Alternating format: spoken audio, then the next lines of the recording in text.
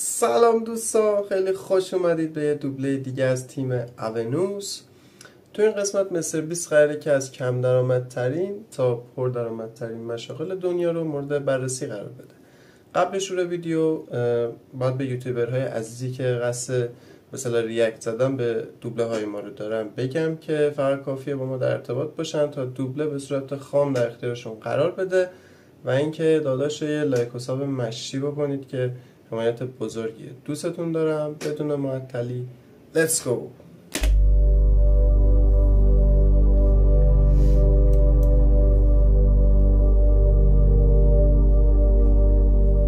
من قراره به عنوان یه ورزشکار حرفه‌ای واسه 10 میلیون دلار کار کنم و قراره تفاوت بین این و گرفتن 200,000 دلار واسه فضانورد بودن رو نشونتون بدم.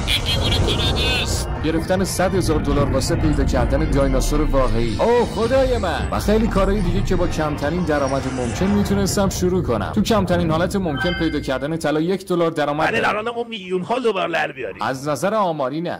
کاری که طلایابا میکنن اینه که یکم گیر تو این ظرف میریزن و با تکون دادن به اندازه کافی طلاهای کف ظرف جدا میشن و میمونن. ولی خیلی آسون نیست چون بعد از 5 ساعت گشتن مطمئناً پولدار نشد. آی بچه‌ها طلا پیدا کردم. چقدر این تیکه کوچیک میارزه؟ این 2 سنته. دقیقاً منظورم همینه. میتونی 1 سال کار کنی و با سگ دو زدن بالاخره $1 در بیاری. ولی خوشبختانه ما قراره کاری کنیم که سالانه 10 میلیون دلار درآمد. اول باید ببینیم کار کردن تو شغلی که 100,000 دلار درآمد داره چطوری. پیدا کردن و درآوردن استخوان دایناسور برای موزه. و آره اینا همشون فیکن چون همشون مردن. فقط یکی از چالش‌های ماست. واقعا اینا همشون استخوان دایناسورن. من به مدت 17 سال اینجا بودم. این یکی از بزرگترین استخونایی که من تو کل عمرم می‌بینم. این استخونی که اینجا می‌بینید دقیقاً 4 فیت اندازه‌شه و برای بهتر فهمیدن این موضوع باید 6 تا کارلو بزنیم با هم دیگه تا بشه اندازه یه دایناسور. داشته باشین که قد من 6.5 فیته. اینم یه نوع مینی دیریلر. داری انجامش میدی؟ اون اصلا نمیدونه چه دوری میخوره. شاید براتون تعجب آور باشه ولی ما تو این کار افتضاحیم. 5 ساعت طول کشید تا تونستیم کارو جلو ببریم. ولی حتی با اینکه ما سرعت کارشناسمون رو کم کرده بودیم به یه جاهایی داشتیم به راحتی بزرگترین استخونی که تو کل مدت کاری باش شما میذاری منو کال بهش دست بزنیم. ولی اگه برینیم توش چی؟ جاش وزن این چقدره؟ احتمالاً دوربر یه شده کنی. نه این 1/10 وزن مامان نولانه. بسر چون این استخون خیلی قدیمیه باید اونو توی گچ و باند بذارینش وگرنه اگه بخوایم بلندش کنیم به معنای واقعی نصف میشه. امیدوارم وقتی بلندش میکنیم به جا نره. 1 2 3. این اولین باره که یه انسان این استخون حمل کرده. فقط ما یوتیوبران که استخون دایناسور حمل میکنیم. 1 2 3. مراقب دستت باشید و باور کنید یا نکنید این استخونای دایناسور راشون رو به موزه پیدا کردن. ولی چون موزه خسته کننده بود رفتیم سراغ یه کاری که سالانه 200,000 دلار درآمد داره. تمرین فضانوردی با ناسا. اولین مأموریت من بودن ماهنورد ناساست و این قرار روی ماه باشه. آره اینطوری قرار روی سطح ما این برابر. چرا اجازه میدن اینو من برونم؟ چطوری باش کار کنم؟ هولش بده. آره برو واسش میتونه هولش بده. من ترسیدم. این خیلی باحاله. به چرخونش. سمت راست. چپ اصلا برای مهم. خدای من اینا همش ماشینه. روندن تو خیابون قانونیه؟ دور بر اینجا آره. خب خوبه پس. خب چرا چپکی داریم میریم؟ من هنوز نفهمیدم چطور درستش کنم. با وجود اینکه یه جوری رانندگی میکردم که انگار مستم ولی بالاخره تونستم خودمو به زمین ماهنوردی ناسا برسونم. اوه داریم آفرود میکنیم. خدای من. قراره بهم اجازه بدی از این تپه برم پایین؟ طور میشه. کمربند چیزی نداریم. یه کمربند ایمنی اون پشته. یه کمربند ایمنی دقیقاً همونجا دارن که استفاده نمیکنن.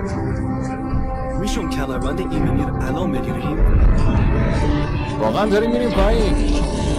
دستت از روی اون بردار تا همه بدونم من راننده‌ام. من بلند میشم. برگرد اینجا. بشین. دهانه رو همینجوری چپکی برم. کیمی این پشت داری محدود میشین. لنون فقط بگم که تو روی ما زنده نمیمونی. من فکر میکردم میتونم انجامش بدم. توی تمرین بعدی ناسا امکانات و دستگاهی بزرگ فضاییش رو به من نشون داد. یا خدا این دومین استخر بزرگ دنیاست. صادقانه بگم به جاش اینا توش میشاشه و بعدش لباس فضانوردی نشونه. از اونجایی که همه میدونن وقت لباس فضانوردی بپوشی دیگه فضانوردی پیاده روی فضایی میری پوشک میپوشی. به مدت 12 ساعت نه. ای وای مثل بفرمایید. پوشک بزرگسالان جا داره. مواظب باشین، ارزش تاریخی داره. این لباس چند بار تو شاتل فضایی پرواز از کرد. فضانوردی واقعی اینو یادت پوشیدن. هم نره که فضانوردا توش تو هم توی میشاشیدن. لباس شاشیدی؟ نه توی این لباس نه توی نه. لباس نه. یا آونوس، مأموریت بعدی چیه؟ برای سال بعد برنامه‌ت حالیه؟ میتونم برنامه‌مو خالی کنم. خب اوکیه. مأموریت بعدیم دیوونه کننده ترین کاری بود که تا حالا انجام داده بودم. به من اجازه دادن که ماه رو لمس کنم. نه باید طرف خودت بکشی. 4000 کیلو وزن این داشته. 9000 پوند وزنشه؟ اینجا بزرگترین کلکسیون سنگ ماه دنیاست. باورم نمیشه همچین اجازه سرتاپا دادن. کلا یه دونه چنل یوتیوب داریم میدونی که آره این الان میدونم. سنگ ماهه چی سنگ قزوینه که بی سرمون کماد احتمال اینکه گذاشتن. بذاری به جنسیس دست بزنم چقدر؟ صفر. یه روز فسیل دایناسور پیدا کردم. من تو این چیزا متخصصم. میذاری آره، دست بزنم؟ نه. سعیمو چیزی کردم. هم که اینجا میبینین خاک ماه در است. باورم نمیشه. الان رسما ماهو دارین این هم. خیلی خفنه. توی اون محفظه خاک ماهه؟ او خاک از ماه اومد و هنوزم که هنوز نگاه نکردیم تو چیه. شاید کنترلش هم نکردی، یعنی امکانش هست دندیگان. فضایی باشه. یه اولین باری میشه البته برای ما. چیزی شما چی برای دیگه فقط اینکه داریم همه فضایی واقعا وجود دارن، برای کار بعدیمون رفتیم به استراتوسفر یا همون هواکره. حتی تو شبیه سازی هم هواپیما هیچ فکری نروندن. ندارم قراره چیکار کنی. اولین روز آموزشی خراب. ولی جدی به عنوان یک آدم عادی، بر فرض مثال من یه آدم عادیم، چقدر احتمال وجود داره که من به ناسا برسم و اونجا کار کنم؟ اصلا بعیده. ولی خب شما هم نظرتون تو کامنت بگید. مال خوش اومدی. اصلا شوخی ندارم باهاتون. پسرا قراره هر طور شده با هواپیما پرواز کنن. تنها کاری که باید بکنن اینه که توی شبیه ساز خیلی خوب این نهرمو بکشیش عقب سرعت هواپیما کم میشه. بعد از اینکه نولان تصادف کرد سقوط کردی تو؟ و در آخر تونست سالم فرود بیاد و کلید هواپیمای واقعی رو بهش دادن. ببین اگه نمیتونی انجامش بدی تو رو خدا بگو نمیتونم انجامش بدم. قرار نمیشه قرار هواپیما رو کنترل کنم.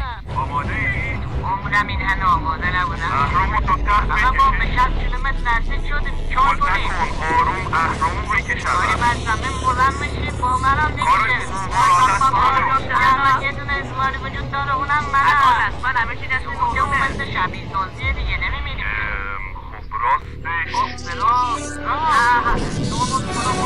مستقیم در باورم نمیشه که من دارم کنترل میکنم.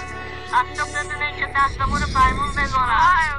بهتون بکشمه. میریم اون طرف و بعدش ورود میای. اوکی؟ طرف اون تحقیق نه یادم نمود اصلا. ایران همون چیزی که واسه همه سخته. خب آروم دارم میام پایین. زبان منم داره میاد پایین. دقیقا همون قسمتی که تو شبیه سازم همش تصادف میگردم.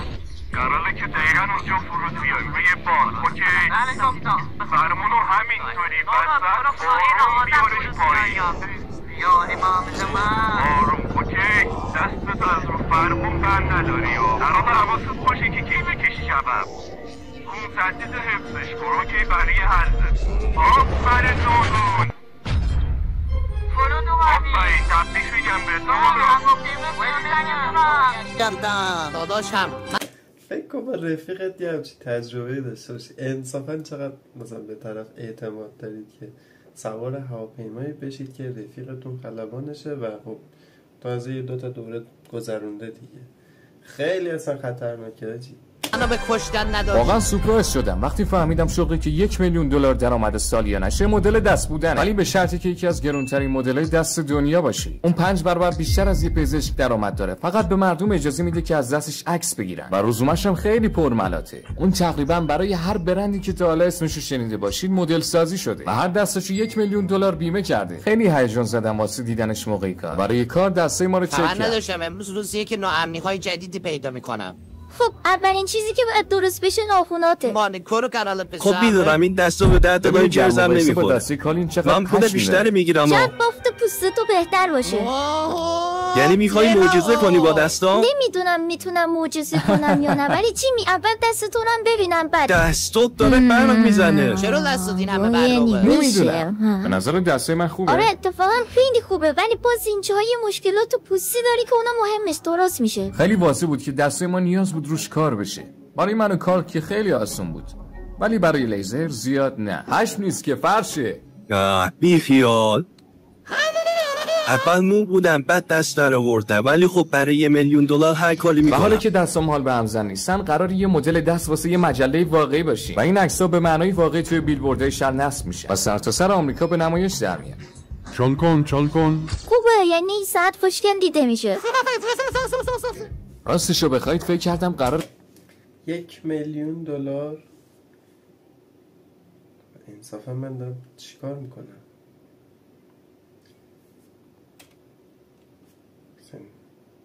خیلی راحت باشه ولی ریدم تو این کار. یه جوری که انگار ساعت به جاموش روی ماره. حاجی واقعا این خیلی سخته. میشه تو هم همینو انجام بدی من ببینم؟ باور کردنی نیست. ولی مدل بودن همش راجع به ساعت‌های خوب دست کردن نیست و بعضی وقتا باید مدل یه چیزای عجیب غریبی باشی. چرا داری میلرزی؟ چون پشت صحنه مار هستش. مار اسمش مار نیست. گنجشکک هم با تو کاری نداره کار. سرشو میگیری کال. ببخشید دارم از کار مدل بودن کنار میکشم ولی با اینکه همه عکسایی که گرفتیم عالی نبودن روی بیلبوردهای شهر نصب شدن و بالاخره وقتش شد بریم سراغ کاری که سالیانه $10 میلیون درآمد داره. درسته من واقعا میخوام برم توی تیم NFL. این آرزوی بچگی بود. این دقیقاً آرزوی منه و اگه فکر میکنید این قضیه الکی اینجا دارم یه قرارداد واقعی امضا میکنم که یه بازیکن بشم برای تیم باکنرز به مبلغ $10 میلیون.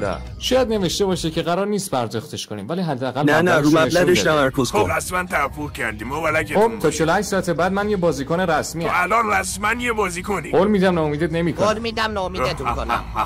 تا پایان قراردادم باید بدوم بیرون و جلوی 60,000 نفر رو مقابل یه تیم بازی کنم. مرحله اول تمرین با وزنه است. اولین قدم بدنسازیه. من فکر نمی‌کنم $10 میلیون رو بهم بدن. تو میتونی آقا پسر. یالا تو میتونی. برات این فهمیدم وقتی توی NFL هستی خیلی سرت داد میکشن. بالاترین وزنه رو میذاری که کمر جیمی بشکنه. ممنون. ببینم میتونم یکیشو بزنم. اون میتونه 12 تا از این بزنه. اون یه آدم نرمالی نیستش. من دلم نمیخواد از او کتک بخورم. یه بار دیگه برای آخرین بار یکی دیگه آفرین. چرا NFL انقدر سخته؟ خیلی رقت انگیزه. امیدوارم سرگیجم از بین بره. میره بهش عادت میکنی. باشه.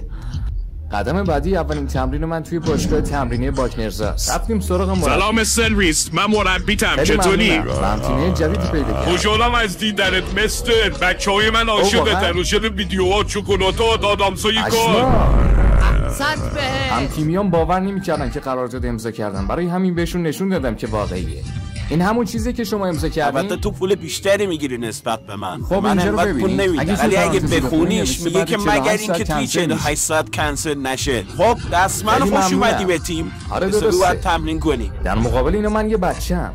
فقط یه لحظه اندازه اینو ببینید. راستشو بخواین من اصلا به عنوان یه شوت زننده فوتبال بازی نکردم. بعد ریدم. مثل بیس بهت احتیاج داریم بعد تو فردا آماده شی. و حتی قبل از این من حتی مدافعم نبودم تا تونستم توپو شوت کردم. میرمش بیام بغلم. اینو میدونستین تیمی که توش عضو شدم تام بردی توش قهرمان سوپربول شده. از فکر کنم سورپرایز جالبی باشه براش. او گوشو برداشت. هی تام نزدیک بود بخوره پس کردم. چطوری خوبی؟ من اینجا یه دوست دارم که اگه بهش سلام بدی ممکنه از خوشحالی بمیره. آره زیادی هیجان انگیزه. یا اینا و بعدش تمرینمون به خوشگذرونی تبدیل شد. بده منم بازی میتونی برگردی سرتون بچه‌ها فعلا. بچه‌ها همه رو ببینید. بعضی هنوز راجع به قرارداد 2 روزه من سوال داشتن. پس یه کنفرانس مطبوعاتی برام راه انداخت. سوالاتتون کاملا جدی باشه چون یکی از مهمترین بازی‌ها رو داریم. این موزیکت تبلیغاتیه. بهترین ویدیویی که میشه رو داریم میسازیم. که باهاش بهترین ویدیو ممکن رو ساخت. من جزو NFL نیستم. این تیمی چه حسی داره که توی تیم جدیدی هستی؟ صادقانه بخوام بگم حس خیلی خوبی داره که اونا منو قبول کردن. چند بار به مسابقات طلا در اومدی؟ کلاً هیچی. بعد از توضیح دادن پشت سر هم راجع به عضویت الکیم رفتم که اندازه‌مو بگیرم. قد 6.94. 6 و 4.5. کارل تو 6 و 5 هستی؟ آره 1.95. آره این اندازه‌گیری‌ها خیلی مهمن چون باید وسایل یونیفرممون جوری دقیق باشه که اندازه‌مون باشه. واقعا بهت میاد جیمی. حالا من آماده بازی‌ام. وقت روز بازی اصلیه. من هنوز نمیدونم چرا میذارن این کارو بکنم. شما هم تعجب کردین من اینجا دیدین؟ این اولین توپ فوتباله که امضا کردم. هر لحظه امکان داره که جیمی رو ببینید. یه لطفی بکن زیاد گل بزن. اولین و آخرین مسابقه‌ای که قرار داره. چجوری دارین اتفاق میفته؟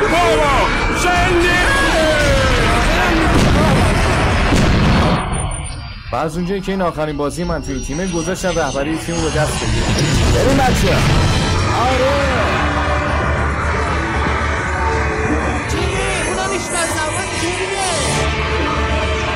بریم فوتبال بازی کنیم.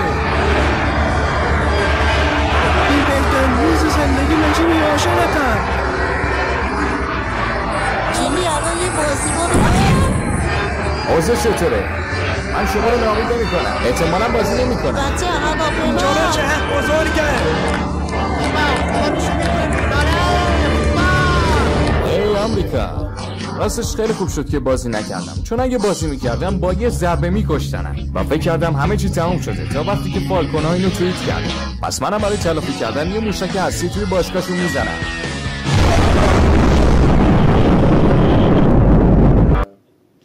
فعلا خدافظ.